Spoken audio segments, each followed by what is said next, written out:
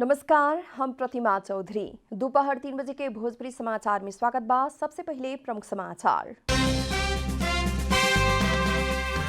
नागरिकता अध्यादेश विरुद्ध के रीट निवेदन की सुनवाई संवैधानिक इजलास में होगी। प्रधान न्यायाधीश द्वारा वरिष्ठ न्यायाधीश सम्मिलित इजलास गठन।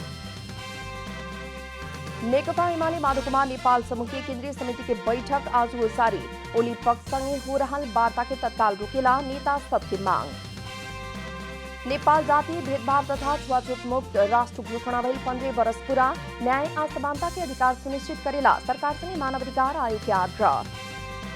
भारत द्वारा तत्काल कोरोना विरुद्ध के खोप अन्य देश में निर्यात न कल जाए। उत्पादित खोप आंतरिक खोप अभियान खातिर प्रयोग होके के कहना। विश्व कप फुटबॉल छनौट अंतर्गत के खेल में नेपाल द्वारा चाइनीज ताइपे 2-0 के गोल अंतर से हारल। दोसर का खेल जोर्डन विरुद्ध जून 7 तारीख में होगी।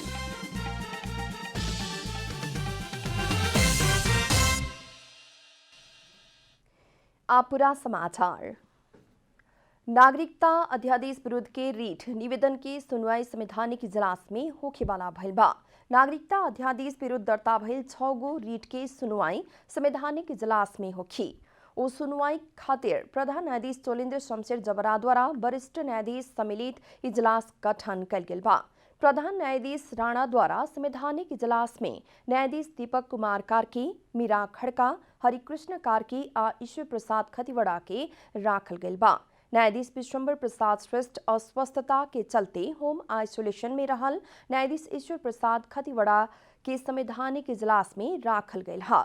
नागरिकता अध्यादेश संविधान संगे बाझल कहत वरिष्ठ अधिवक्ता बोण बहादुर कार्की, अधिवक्ता सब विष्णु कुमारी गिरी, राम बहादुर शाही, कुल बहादुर बोगटी लगायत से रीट निवेदन दर्ता कयल गेल रहे। नेकपा एमाले माधव कुमार नेपाल समूह के केंद्रीय समिति के बैठक आज जारी बाटे। बीएफएस से शुरू भइल बैठक में केंद्रीय सदस्य द्वारा आपन धारणा राख रहल बतावल जा रहल बा। ज्यादातर नेता लोग से पार्टी एकता के नाम में अध्यक्ष ओली द्वारा फुसलाए के खोजल बतावल गइल बा। उ लोग जल्दी निष्कर्ष में पुगे खातिर नेतृत्व के आग्रह कैला पर भी ई बात के निष्कर्ष अभी नहीं हो सकल। बैठक द्वारा नेकपा एमाले माधव कुमार नेपाल झलनाथ खनाल समूह के अगिला रणनीति तय करे के भी बतावल गइल बा। वही लेखा कुछ नेता लोग ओली पक्ष संगे हो रहल वार्ता के तत्काल रोके पड़े के भी मांग कैले बाड़न सन। वरिष्ठ नेता माधव कुमार नेपाल आ झलनाथ खनाल के पत्र ही लिख के नेता सब जगन्नाथ खतिवड़ा, डॉक्टर विजय पौडेल, प्रकाश ज्वाला आ राजेंद्र राय वार्ता करे खातिर गठित कार्यदल के औचित्य समाप्त भइल कहत वार्ता रोके के मांग भी कैले बानी लोग। राष्ट्रीय मानवाधिकार आयोग द्वारा दलित के न्याय आ समानता के अधिकार सुनिश्चित करे खातिर सरकार संगे आग्रह कयल गेल बा। जातीय भेदभाव तथा छुआछूत मुक्त राष्ट्र घोषणा भइल 15 बरस पुगल अवसर में आयोग द्वारा ऐसन आग्रह कयल गेल हा। आज जारी कयल गेल प्रेस विज्ञप्ति में संवैधानिक तथा कानूनी व्यवस्था के बावजूद कानून के प्रभावकारी कार्यान्वयन होके न सकला बाद नेपाल में अभी भी जातीय विभेद के घटना में कमी नहीं खे आ सकल उल्लेख कयल गेल बा। सरकार द्वारा 2063 साल जेठ 21 गते नेपाल के जातीय भेदभाव तथा छुआछूत मुक्त राष्ट्र घोषणा कयल गेल रहे। वो घोषणा कयल 15 बरस बीतला पर भी समाज में अभी भी भेदभाव आ छुआछूत मुक्त नहीं हो सकल। अभी भी छुआछूत के कारण मारपीट, यातना आ व्यक्ति हत्या जैसन अमानवीय घटना हो रहल आ ओइसन अपराध में संलग्न के पहचान करके समय में ही कार्रवाई होके ना सकला बाद दंडहीनता कायमे रहल अवस्था के प्रति आयोग द्वारा चिंता व्यक्त कयल गेल बा।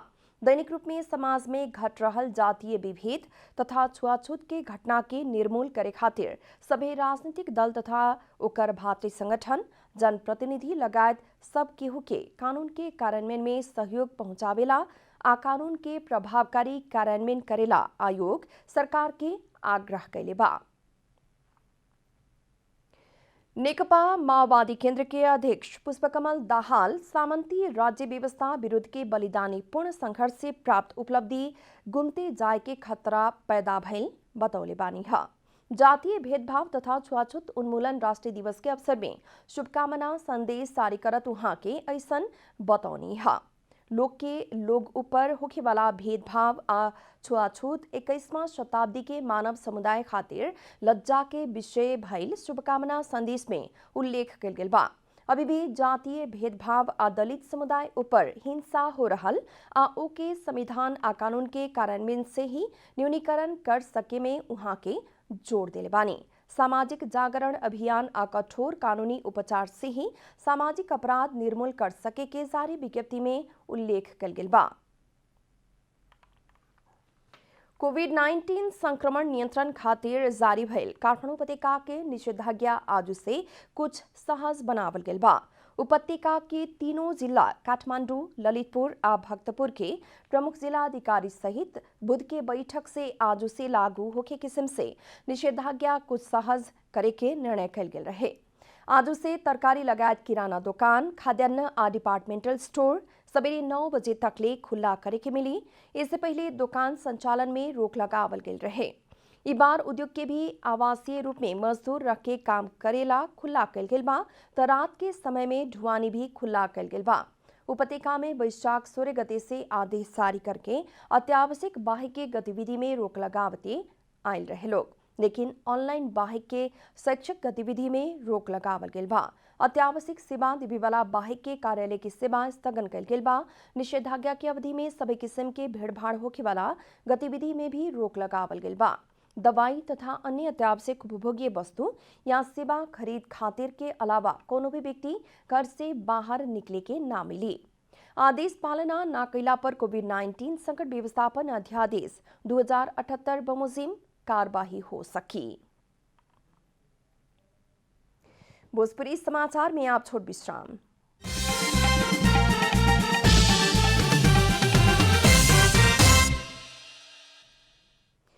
भोजपुरी समाचार में आप बाकी समाचार।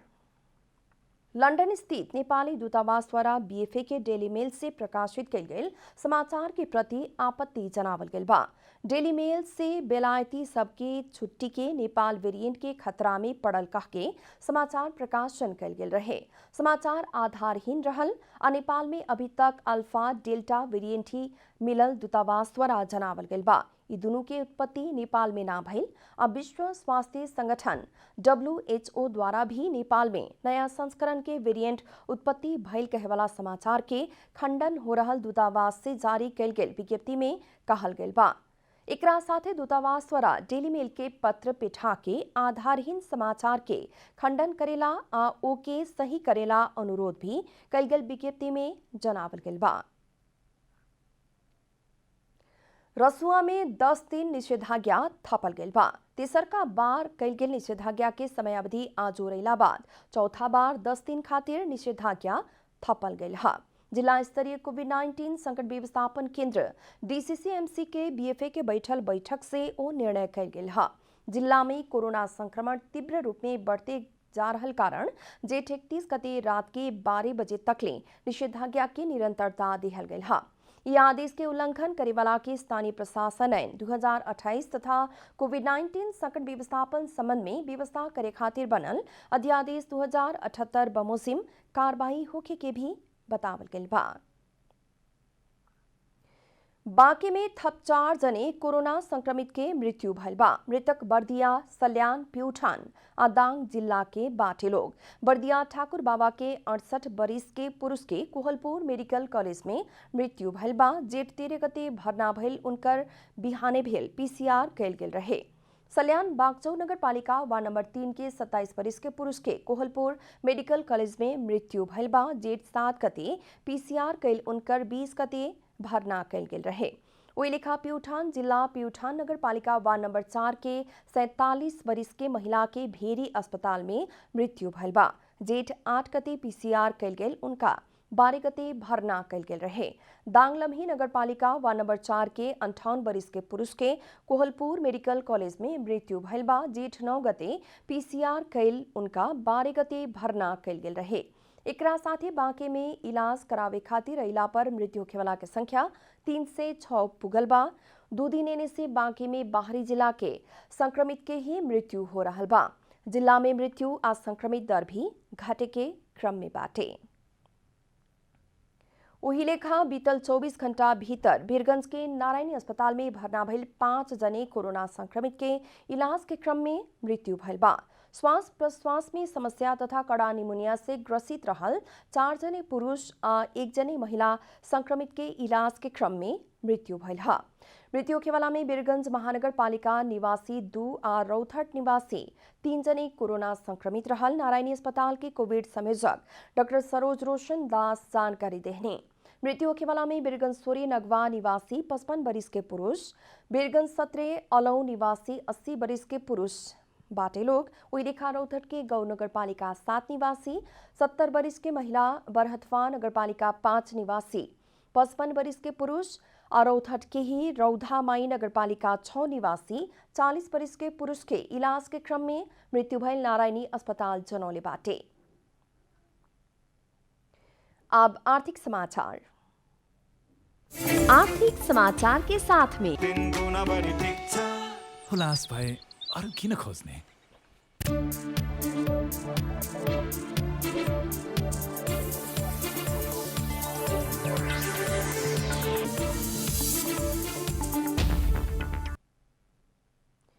आज सोना के भाव में गिरावट आयल बा। नेपाल सुनचांदी व्यवसायी महासंघ के मुताबिक आज सुक्के छापा वाला सोना के भाव प्रति तोला 1500 से घटके 93,400 रुपया कायम भइल बा। इससे पहले काल्हू छापा वाला सोना के भाव तोला के 94,900 रुपया रहे। वही लेखा तेजाबी सोना के भाव तोला के 92,900 रुपया निर्धारण भइल बा।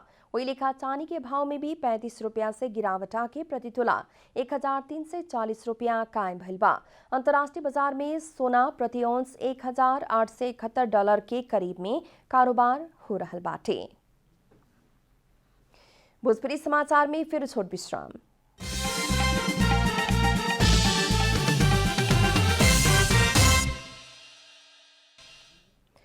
भोजपुरी समाचार में अब अंतर्राष्ट्रीय समाचार।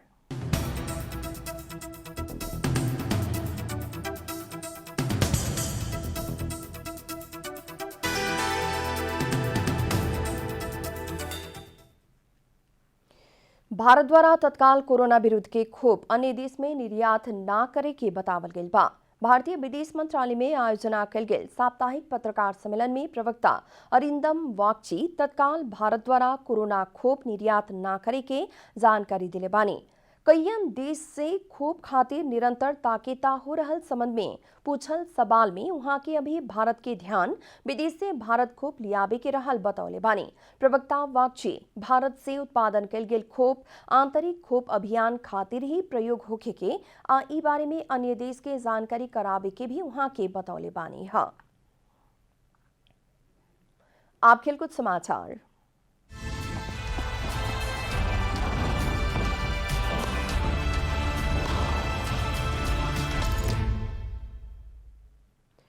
नेपाल चाइनीज ताइपे के 2-0 से हरौले बाटे। बीएफए के रात कुवैत के जाबेर अल अहमद रंगशाला में भइल विश्व कप फुटबॉल छनौट अंतर्गत के खेल में नेपाल चाइनीज ताइपे के 2-0 के गोल से हरौला खा।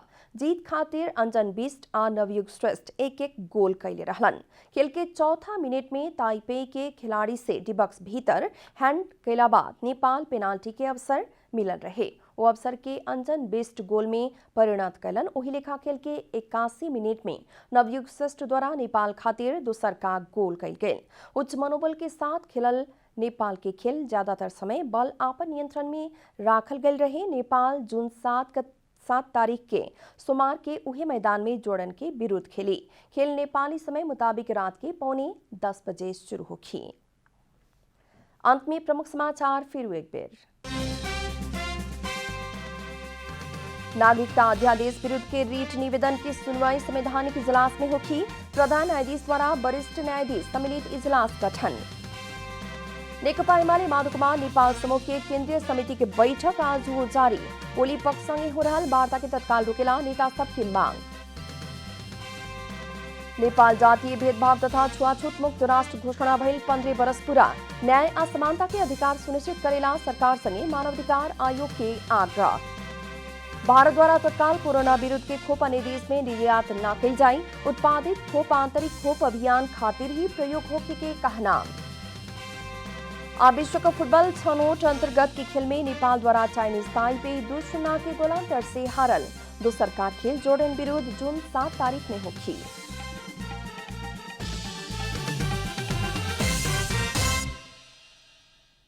भोजपुरी समाचार अभी खातिर इतना ही। जनता द्वारा जनता खातिर प्रसारित जनता टेलीविजन के कार्यक्रम सब अपने यूट्यूब, ट्विटर, फेसबुक हमने के वेबसाइट जनतासमाचार.com में भी पढ़ आ देख सकतानी लोग। सूचना में अपने के सहभागिता, समय में समाचार, हमने के प्रतिबद्धता। नमस्कार।